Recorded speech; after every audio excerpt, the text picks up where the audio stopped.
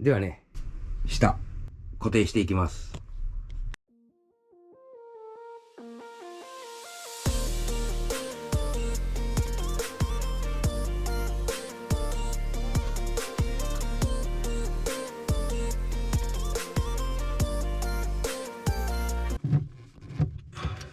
はい、固定します。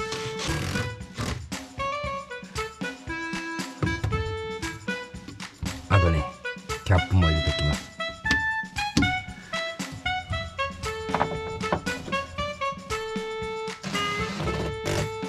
はい、では固定も完了です。あとこの辺をね、ちょっと何にも考えてないんですけど、また床だけ水平にして、ここに電子レンジを置いたり、なんかいろいろ車検を受けてから考えます。カバーはね、一応しますけど、あとこの足もね、ちょっといいところら辺で切って、後々加工しやすいようにね、これだけの高さの分もったいないですからね、何か物置を作ろうかなと考えてます。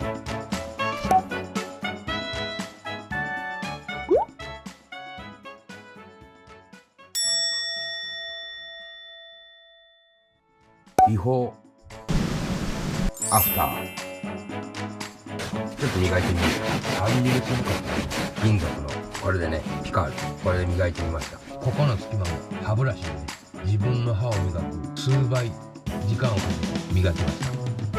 ちょっとね、取れてないところが残念なんですけど、もうこれ以上取れなかったんでね、あとこの辺とかもね、傷なんでね、これも取れませんでした。まあ大体綺麗な感じで、一応これで納得しておきます。また1週間ぶりにエンジンかけました。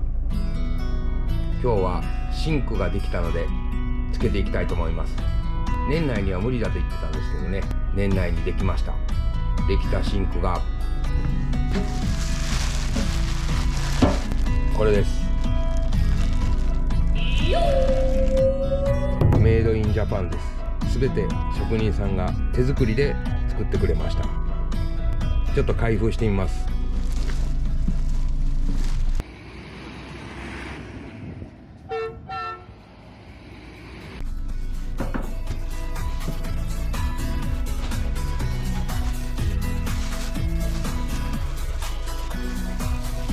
はい、こんな感じに仕上がっております。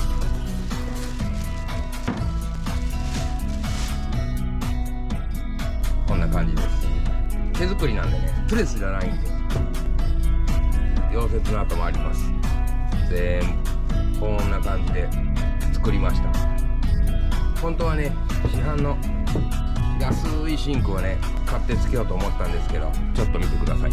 ここのね、厚みがすごいんで切るのが大変かと思ってね、この穴、この穴、手前のこの穴、これらがね取れたらいいなと思って、この小さめのシンク寸法を取って製作を依頼しました。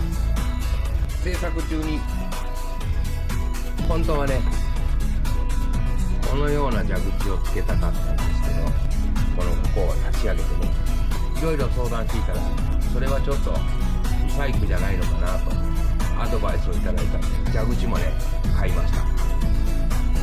こんなやつね、これがここに入ってね、この蛇口を買ったことによってね、先日つけていたフレキパイプのね、あの配管取っ払って、このようなねゴムホース、これをねつけて配管しました。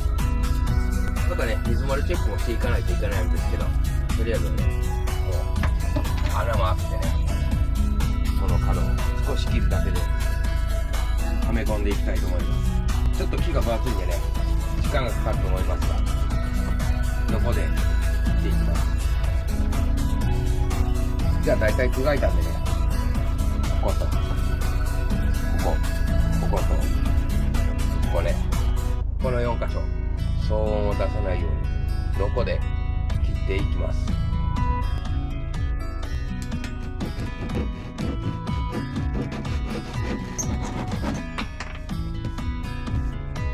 1つ切るのに20分ぐらいかかります。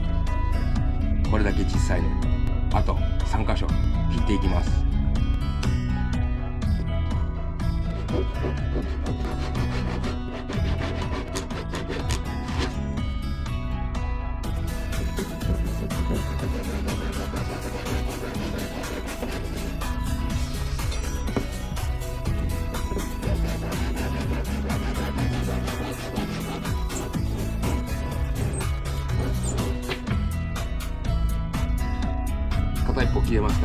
と一歩だけねちょっと入るかやってみます。はい、いい感じにね入りました。ちょっと重労働ですがもう反対側も切ります。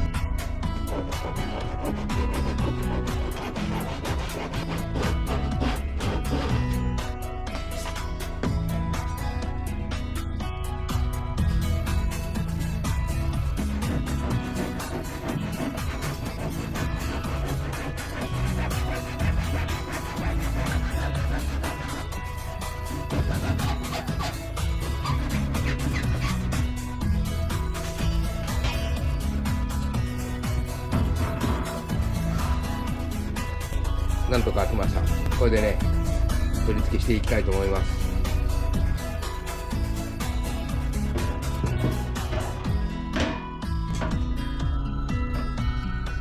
うわ、いい感じ。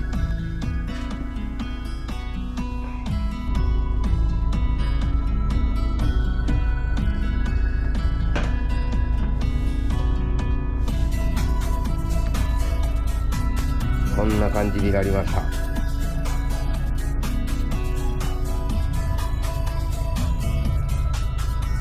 ちょっとね蛇口つけてみます。はい、蛇口をつけたらこんな感じです。こんな感じ。でこれねもう水道管配管していきます。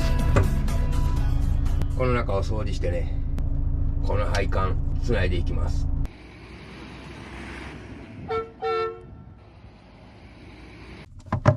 狭い。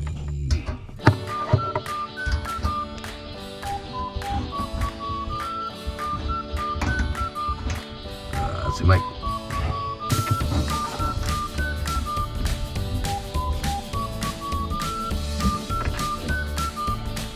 給水のねホースもつながりました。あとはねこの排水のホースこれをつなげて今考えているのはねこのポリタンクをここに置いてね排水するかはたま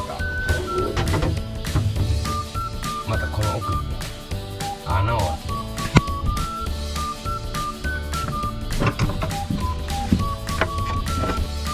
この後ろの場所がね見えるかな、見えるかな。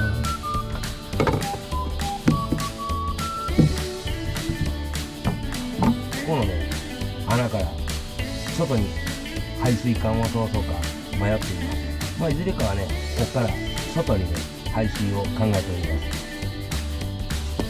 す。はい、なんだかんだで年明けに完成するシンクが年内に完成したんでね急遽つけました。もう年内無理ということなんでねそれは聞いていたのでこのベッドをね作るのにコンパネとか買ってきてね一応用意はしていました。しかしねとりあえずこれでシンクが完成です。こんな感じでつきました。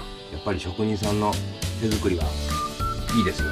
中もねこういう風にプレスが入ってます。こんな感じです。これもね動くんでサムネはこれにしようかな。はい、ということなんでもう時間なんでねちょっとまた明日も仕事なんで今日はねこのぐらいで終わりたいと思います。一応シンク完成です。お疲れ様でした。